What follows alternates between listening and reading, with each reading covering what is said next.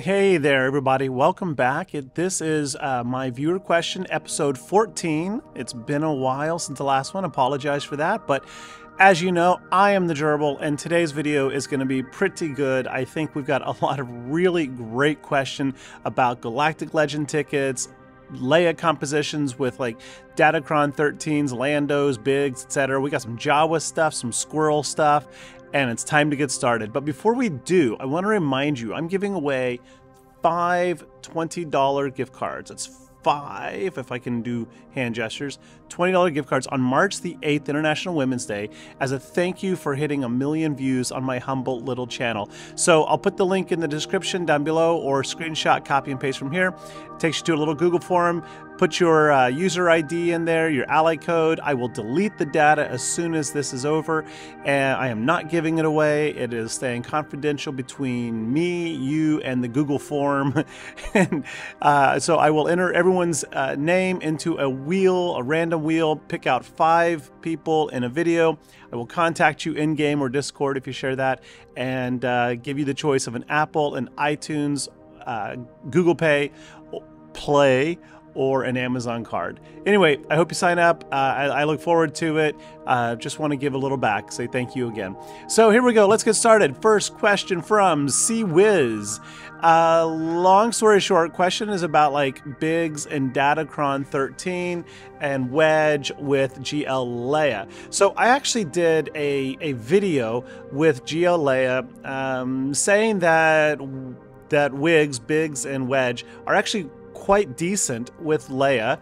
This came out before Datacron 13 set was announced, so you can hit that video there. You can see it's got 5,600 views. It was okay. It was a pretty popular video. Fundamentally, it goes like this. Leia is good. Leia is really good. And this is back in the days of the Droidcron, where Leia was really, really, really good. It turns out that you can pretty much use any rebels you want with Leia, and she's gonna be good. But the Datacron 13 with Biggs says that whenever an ally attacks attacks during his turn, basically during Biggs' turn, that ally and Biggs gain 25% turn meter. If I'm reading that right, let's hit that again. Whenever another ally attacks during Biggs' turn, and that ally gain 20. See, the wording is confusing. I'm pretty sure it's meaning that Biggs and that ally, but I could be wrong on that. So this actually works pretty good. When Biggs uses his special, it says deal physical damage target enemy and call an assist. So if it doesn't matter who's on the team, a random ally is going to attack, they're going to get 25% turn meter. If Wedge is there, Wedge will assist. So Wedge would gain 25% turn meter. Now, that doesn't sound like a whole lot, but seriously, 25% turn meter is like 25% speed to an ally. So if your speed is 400, now it's essentially 525, right? You're going to start looping your opponents pretty soon. Now, I actually recommend Chupio on there because Chupio is going to assist guaranteed no matter what. So if you have Chupio instead of Wedge, what'll happen is Biggs does his special, an ally attacks, Chupio attacks, basically 2 people gain the turn meter bonus, and you just get the added oomph from Chupio.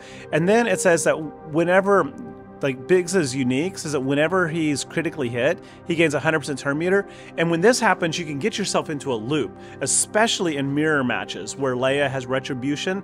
You hit Leia, she attacks back, critically hits Biggs.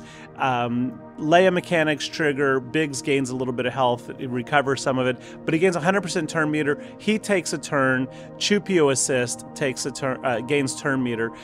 Rinse and repeat, because the retribution, you hit Leia, Leia attacks, you attack, Leia attacks, you attack, Leia attacks, and actually you can kill Leia that way, especially with Chupio on the team, and because Biggs' cooldown I think is only 2 or 3 there, so his special cools down rather quickly, so you get a lot more attacks out of turn. It's a pretty nice little combo.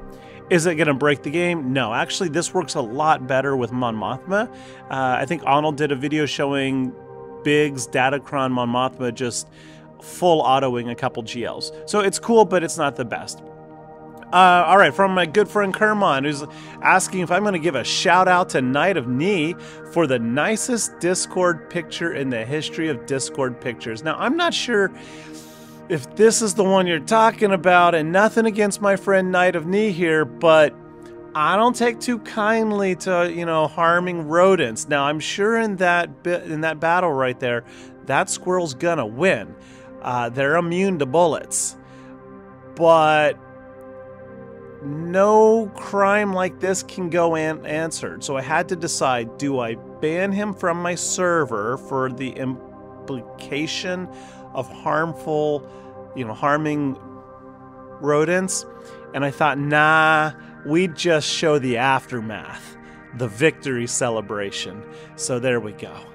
You're all fine, NightofKN. Anyway, folks, yeah, NightofKN is a content creator who posts some videos in my share channel in Discord and, of course, on YouTube. There's the link right down below the graphics there. Check him out, youtube.com/@nightofkn.r9cop. Anyway, check him out, folks. Here we go from Amaria. Amaria's asking about struggle. Mario's getting more or a better score using in the indoor raid using Piet Han than Piet Han Rex. Now, I often advocate that a 3-person squad is going to give you better points than a 2-person squad, and that is, I hold, fundamentally true, with a few exceptions. This is not one of those exceptions because Captain Rex is not adding anything to this squad. He comes in with 3 abilities, all three of which have no evasive maneuvers, no hasty repairs, nothing there that adds evasion, I believe. So basically, both of his specials should be ignored 100% of the time, which means you're only getting a basic out of him. And remember, every time you use a basic, you are ratcheting up the clock, the enrage clock on the enemies. So he's adding time to your enrage clock and not providing anything to help you win, right? You want to spam in the early phases of this round. You want to spam evasive maneuvers on both Piet and Rex. Then you want to have your Piet go as humanly fast as possible, or Star Wars Galaxy of Heroes fast as possible, so that he can start using his basic to one-shot or, you know, 2-shot each of the enemies. In terms of modding, I generally don't remod. Actually, I do more and more, but I've set up some mod loadouts to make it easier. You want to make sure you have 10,000 offense on both Piet and Han if possible. Han should be pretty easy to get to. Piet is a lot harder, but with his leadership, you only got to get within like 8,000, I guess, because he's going to give himself a leadership bonus offense. You want to hit as much tenacity as possible on Han Solo, so when he evades, he does not lose evasion. And you want high crit chances on both of them to reduce their cooldowns to hit the evasive maneuvers as much as possible. Again, Rex, he's just not bringing anything there. Now, if you were to put in like C-3PO, Ewok Elder, Chirpa, Hera, Akbar, they're going to make a monumental difference, and you can not solo, but max 2.7 million at the highest tier. I don't know about lower tiers. I don't get to practice those. Moving right along. Question, is it worth pursuing Darksaber Moff Gideon and building an Imperial Remnant squad? My opinion is not really. I mean, not unless you just really want to. While it is a current successful defensive squad, I'm not entirely sure how well that will stay as more and more people get experience playing against it. Right now, it's a new shiny on the board, and a lot of people are seeing it for the first time, which means they don't know what to attack it with. And because of that, there's a lot of trial and experimentation and probably a lot of fails. In general, I much rather have my intact Iden squad and my traditional trooper squad. I have Relic 8 a lot of my Iden squad for the indoor raid, and I do not regret that. And in my Kyber 2-1, where I am, and GAC, it gets a remarkable number of frontline holds. I do not regret that at all. People continue to try to Wampa this squad. It does not work so well when you're talking Relic 8 Iden and company with adequate modding. So yeah, don't Wampa that, folks. But otherwise, I mean, it's getting, what, 19% hold in GAC, but again, I think that's due largely to experimentation. I've seen a lot of people putting Moff Gideon Darksaber with Lord Vader, and I think that might be the way to go. That pretty much, I mean, that drops the Fennec counter down to 10% win rate. I know that Maul and Thrawn on there are really, really important, but seriously, you can still beat that with Fennec. But when you put that Moff Trooper there, it gets a lot harder.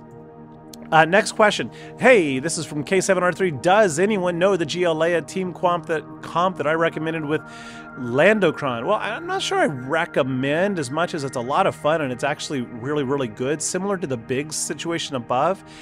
This one, the Lando Datacron, means that Lando is going to assist every turn, right? Whenever a rebel or an ally, whenever another ally, not even a rebel, holy moly, it's whenever an ally uses an ability, Lando assists, dealing 50% more damage. Interesting, it's whenever an ally, not a rebel. I wonder if that's a typo. Anyway, whenever an ally, so basically, regardless whose turn it is, Lando assists, doing 50% more damage. Now, he doesn't hit very hard. He's an old character, which is why they got that damage bonus. But keep in mind, there are other damage bonuses in this squad. And I'd have to go review Leia's kit. But I really like this, again, with Chupio, because then you're turning Leia into a bit of a Mon Mothma squad, where with the Keen Strategen, every turn, the stratagem will enable assists. R2 will assist under various conditions. Leia calls mass assist, and then Chupio and now Lando will assist every single turn. So it's pretty awesome. But what I've found is Lando's AoE is just like a slap. Like his basic, I've got him hitting for 70,000 on the basic, on the assist, but his AoE will spam the board for like 8,000 damage each. And I'm like, that was not worth it. Also, just a tip, if you do go this route, don't mod your Lando for critical chance. At Relic 5, these are the sets for Relic 5. At Relic 5, he will have a natural, unmodded crit chance at 71%. Then his kit is going to give him 15%, and then he will gain critical chance up whenever he lands a crit, and because he's assisting every single turn, he's going to land a crit.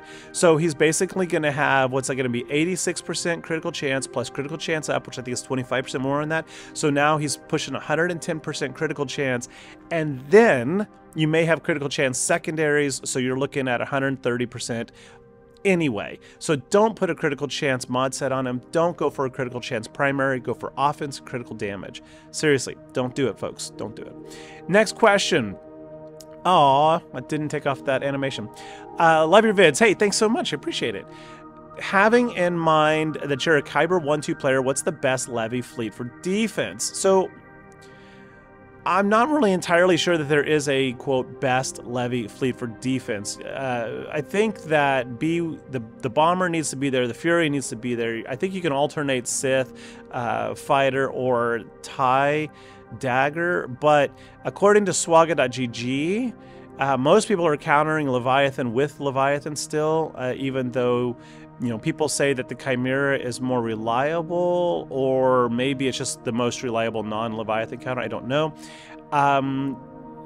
There is not, like, the best defense seems to be what's right here. The number one in the mirror match, it only has like a 9.3% hold rate in a mirror match, but against Chimera, and I cut it off there with the dagger, it has closer to a 22% win rate. So like I feel like I would probably still go Sith Fighter, just because I would expect at that level your opponents are going to have Leviathans. But if you're in the lower levels, I would probably put in the dagger, expecting Chimera counters. So yeah, there you go. Hope that helps. Oh, just hit the table with my hand. That kind of hurt. Let's see here. Question. This is long. You're farming too many people, basically. You're aiming for 4 GLs, Inquisitors, Jedi Knight, Cal Kestis, Rogue One, towards Profundity. There's so much happening there, bro, that I think you're spreading yourself out way too thin. Here's the way I recommend doing things. Pick one squad, purely one squad to focus on. Not even like a GL necessarily or a fleet, but one squad that's going to give you immediate contributions to your GAC or to your team's, your guild's territory wars, and then pick a side project. And the way I differentiate side projects and GLs is I look at the type of materials I need to farm. Do I need character shards? Do I need core gear? Do I need chirotechs, or do I need relic materials, right? So my side projects tend to be a single character towards that GL. So like, for example, I might say I'm going to work on my Ewok squad. Well, 3 of those characters are going to get me towards Rebel Leia, so GL Leia. So I might say, okay, I need to get my Ewoks up there. Maybe they're all gear 11, 10-ish. So that's core gear. Then I might pick a side project, which would be somebody who's already relics. Like, let's say Malgus.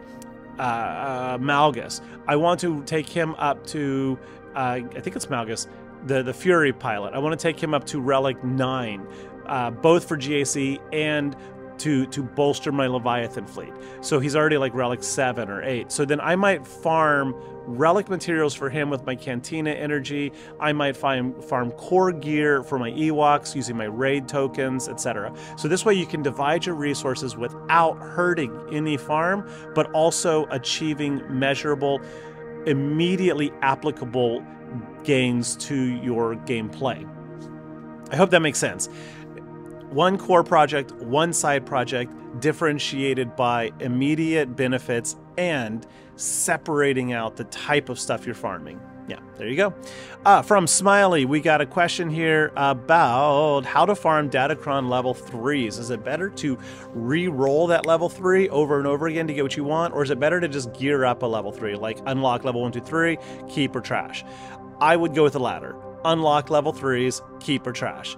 Because every time you re-roll a stat, the cost to roll it again is cumulative. It adds up. I think you get 2 at 20, then it goes to 40, then 60, and I don't even know beyond that.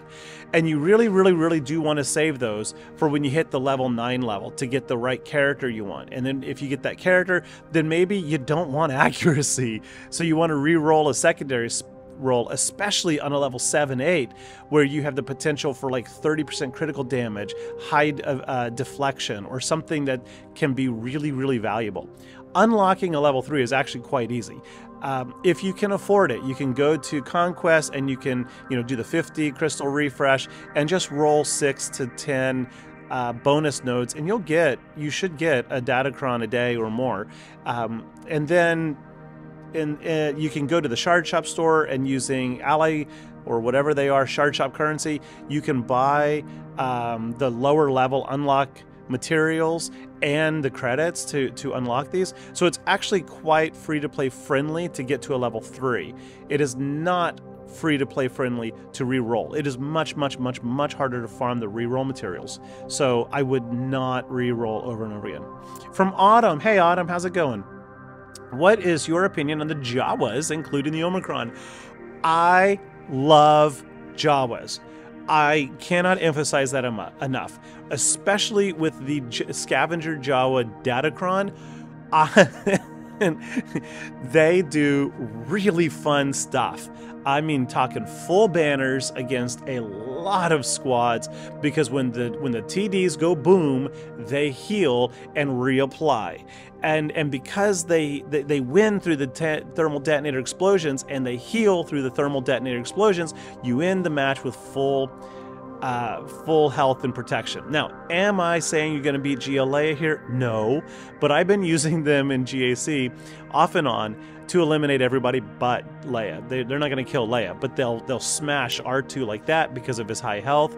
Any high health squad they can blow up. Any squad that has a lot of assists, attacks out of turns, they can blow up. Now, I don't remember what the Omicron does, but I promise you, Autumn, it is like incredibly high on my list of Omicrons to apply. I can only apply one right now. I'm holding them for Jar Jar. I'm really, really waiting to see what we're going to get out of Gungans.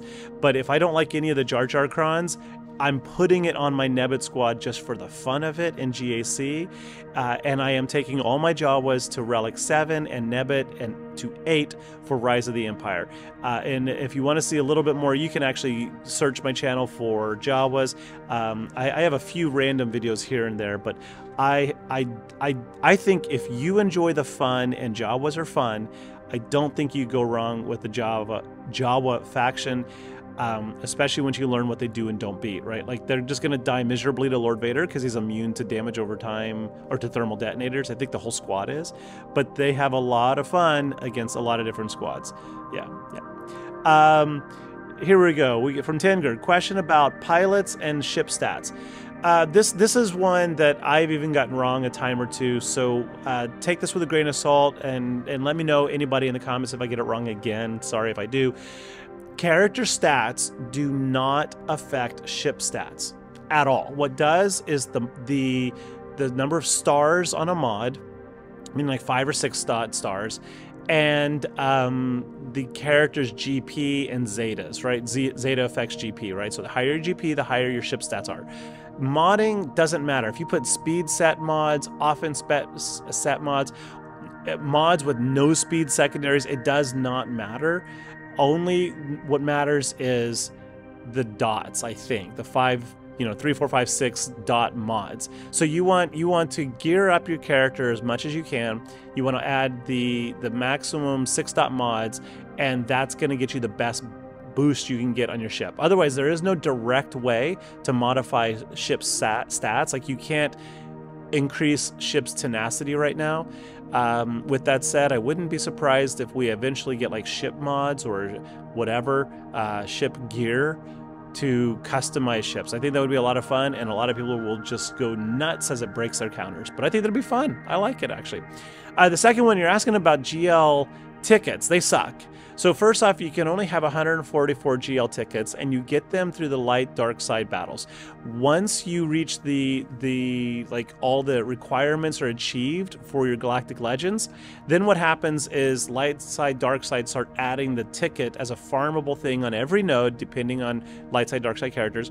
And they are scaled to the energy you spend. So the more energy you spend, like on a hard node versus an easy low tier node, the more likelihood you're going to get out of receiving one. I don't actually try to farm these. I just keep my normal farms, basically light side 7 whatever for Kyrotech, dark side 8 whatever for Kyrotech, and I just collect them as I go.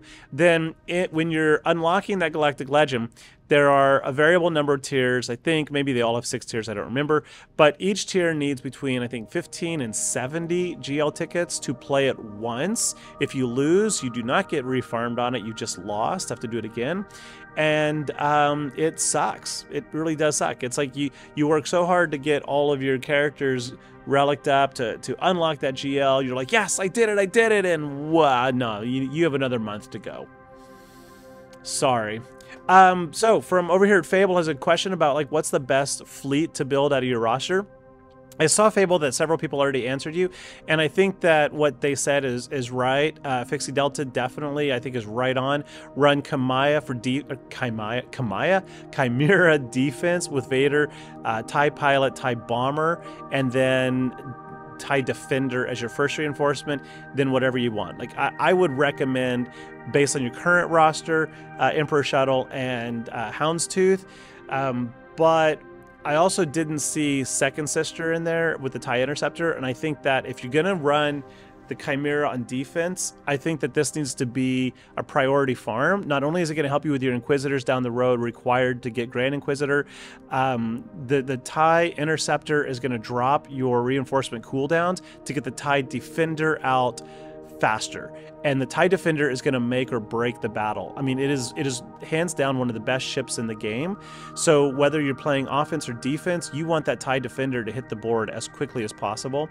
So yeah, and you're going to need it, especially against profundity matches, where I think because you have Vader out there, your reinforcement cooldown, I think, gets increased. So Second Sister reduces it back to its normal level, if my noggin is remembering correctly.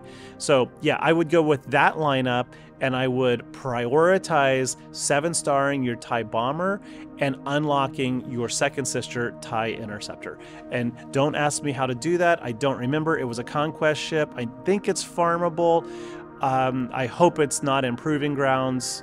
I really do. I don't remember. Sorry. Moving right along. Also, Fixie Delta brings us a very interesting lineup here with Ewoks and Relic Mace with C-3PO. This is actually really, really interesting. You got a double territory Omicron where Nisa's going to go first, heal up the team. Mace is going to taunt, do some other shenanigans. You're going to be applying speed down on all your enemies because of all the attacks out of turn. This is really cool, and I'm going to consider it. But as all of my Ewoks are Relic 9, I'm not changing my team. But yeah, folks, this is really interesting and fascinating. I would look into this if you like to, you know, mix things up and try to really mess up your opponents. It's worth noting that Mace is actually going to get some benefits from C-3PO because he is a Galactic Republic. And I think C-3PO had some Galactic Republic synergies. I can't recall, but I'm pretty sure he does. It's been like 12 years since I've read his kit. But this is a really, really cool one. I never would have thought of putting Mace with Ewoks, but I can definitely see how in Territory Wars, this can cause some headaches. Next question comes to us from Hayes Plagius, the Harfoot Hobbit. You have decent Relic 7, Ewoks mostly, some 8, and you need some advice. I don't know what advice you wanted. I didn't actually see any questions there, so I'm really curious what that means. But on my channel, I've got a lot of Ewok vids. Check them out. And then over here on the screen is my favorite team rec, and then how to mod them. Please don't put critical chance mods on Wicket or Nisa.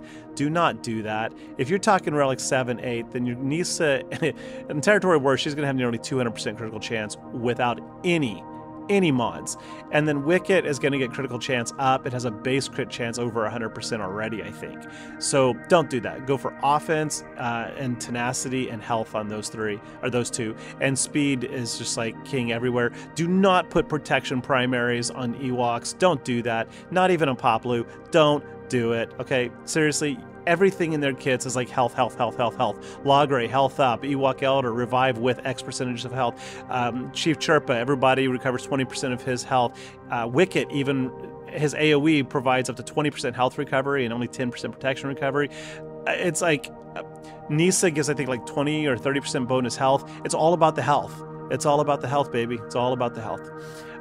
Question from Space Sim about the next raid announced on Naboo. So who are we going to get there? So you got a list of characters that were in the movie on Naboo: Qui-Gon Jinn, R2-D2, Qui-Gon Jinn again, B1, Droid, Droidica, Nuke, Gunray, Stab. Now this is a prediction, but I highly expect Jedi Council members that we've just seen in passing may be there. I think that there was a conversation with Yoda at some point, so that could be justification for having him there, according to CG's, mindsets. But I would go Jedi Council members, and I think a lot more Separatists are very likely to be there. Plus, of course, 5 Gungans, Queen Amidala, and both of the new Marquis Galactic Republic people, who I expect to be more Jedi Council members, but we'll see. I would suggest getting all your Jedi Council members, all of them. That includes Amagundi, Keith, Koth. I'd get them all to Gear 12 just to be ready. Just a couple more questions left here, folks. This is written long. I need a whole lot more of this. Starbucks people, please send me gifts of Starbucks. Wolfpack, any advice on how to balance signal data farming with Cantina characters? This is similar to a question earlier. Pick, in this situation, pick the one that's most important to you, really. I mean, I don't have any great advice on this because you need the same energy to go to the same places. Different places, but both Cantina, right? It's one or the other. I prefer instant gratification, so I would recommend focusing on one till it's done. What do you need more? Do you need a 7-star character, or do you need a relic someone, right? Like, especially if you want that character, and you're farming them, you can't relic them till you get them farmed, so I would tend to lean more towards character stars than anything. But if you have existing squads that you really need to relic up, say for the indoor raid or a GL requirement or for a Datacron, whatever, I wouldn't go for Datacrons. They expire. But I would say what's going to give you the most bang for your buck right now. And that's what I would aim for. Passively, I would maybe divert a little bit towards future ambitions, like, you expect it to be for the next raid, but we're not sure, so I wouldn't go hardcore on that. But again, what's going to help you the most now? And that's where I would put your resources. Question about starting a guild explicitly for Rise of the Empire. Sorry, I don't know anything about starting guilds. I have absolutely no idea about how to start a guild. I would say create a guild, and then I would advertise it on Reddit, try to get some content creators, give you a shout out maybe, reach out to people you know on Discord. But A, getting people to change guilds is hard. B, recruiting people for a guild is hard. And especially starting a new guild, yeah, just getting enough people in there to do these events could be really hard. Like if I was looking at a guild with 10 people versus my guilds, I'd be like, ooh, no, it's not going to happen. So I don't want to be discouraging, but that's going to be hard. I would suggest long before you make the guild, you start collecting names of people who are ready to jump ship, build a Discord with those people, get them all, you know, talking and excited, blah, blah, blah, so that when you press that button and you create the new guild, you can immediately hit the ground with like 20, 25 people, and then start growing from there. Yeah, I hope that helps. Paired, has my opinion of the best Phoenix squad changed? Yes and no. I just posted 7 days ago this video here. Remarkably, this is one of the things that gets the most hate from my viewers, is when I say I like Ezra better than Sabine. That could be biased, but I prefer diversity, and I feel that Ezra's kit provides diversity, where Sabine's kit is designed to power through something and synergizes very, very well with Captain Rex and the AoE stagger turn meter removal. Ezra provides some specific ally targeted turn meter, some enemy debuff or buff removal, and something else I can't recall. It very much comes down to what you're playing against and how you need to use it. I do go back and forth now. I used to say Ezra hands down. Now I'm very much going, ooh, it depends on what I'm fighting. There are situations where I absolutely prefer Sabine. For example, if I'm going up against Lord Vader, Sabine for the armor shred, the turn meter removal for the team or whatever. I don't know. It just depends. It depends. But yes, I am starting to become a convert. It's true. Last two questions, folks. Regarding STAP, you're not seeing anyone talking about Separatist droid tank. I think that they're really just referring to B2 and IG-11 or 100 because there are 2 Separatist droid tanks. And I think that that's a pretty high percentage, right? Like if you look at, say, for example, Ewoks, there's only 1 tank. If you look at Rebels, which is the biggest faction in the game until GL Leia, I think we had Baze, we had Old Ben, Stormtrooper Han. I think that's it, right? It's a huge faction. There's like over 35, 40 rebels and only 3 tanks until Leia. Whereas like Separatist droids, there's only like 7 of them, 6, and 2 of them are tanks. So it's a pretty high percentage of the faction of the droids. I think that's all they're referring to. Also because it's a grand arena, Omicron, that is the second shout out to droid Separatist tanks. I think that adds more weight to that, not being something for a raid or a future event. But time will tell, right? Time will tell. Last question from Gaz. Yeah, I commented before I'm not a big fan of Baze. I'm still not a big fan of Baze. Baze doesn't lead you anywhere. Baze is not super effective outside of paired with Chirrut and with especially the Chirrut Datacron right now. Some people will disagree with me, but the data speaks for itself on SWGOH.gg. Baze, Chirrut don't do a lot. Right now it's getting skewed because the Datacron is insane, but if I go and I look at the top performing 3 Leia squads, when you add Baze in there, your hold rate drops by 5.4%, which isn't much, but it's from 30.5 to 25.1% hold. That's a pretty big difference. Also, you're giving away more banners on average, 64 versus 64.4 banners. That doesn't sound like a lot, but it is. But you know what's really impressive about this? It has nothing to do with Baze. What's really impressive is that Ewoks now have more holds and better holds. Well, not better banners, but more holds than Finn Zori, than General Kenobi, not General Kenobi, GL Kenobi with Padme, Dash Hondo squad, Night Sisters with Marin, etc. Yeah, it's time to recognize people. They're good, duh. I'd like to take credit for that because I've been telling people how to mod them properly and promoting them. But yeah, 14.3% hold, people. Anyway, folks, I hope you've enjoyed this. It was a long one. Thank you for watching. If you did, you know what to do. Please hit the like, hit the sub, and I'll catch you later on the holotables. All right, bye-bye.